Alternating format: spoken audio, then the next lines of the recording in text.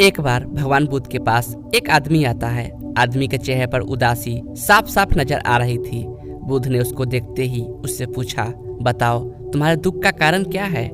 आदमी बुद्ध के आगे हाथ जोड़ता है और कहता है, महात्मा जी, अपने जीवन से बिल्कुल निराश हो चुका हूँ। मेरे जीवन में कोई भी खुशी है ही नहीं।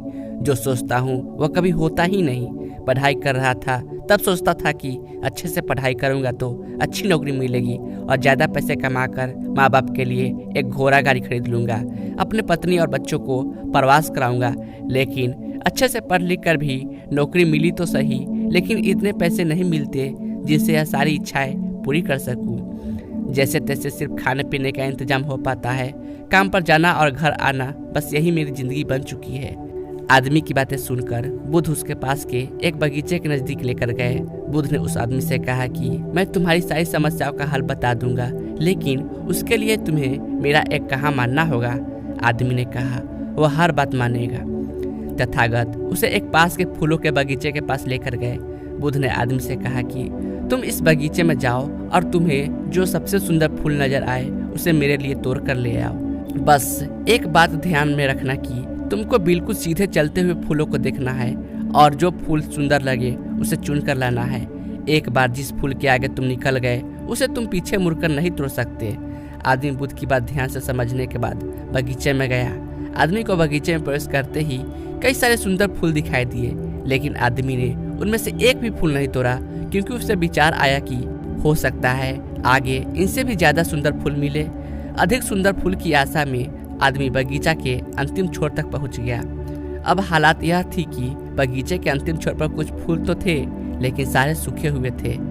आदमी को काफी पछतावा हुआ कि उसने पहले ही कोई सुंदर फूल क्यों न तोड़ लिया। उस आदमी के पास अब सूखे हुए फूल में से फूल तोड़ने के अलावा कोई रास्ता नहीं बचा था।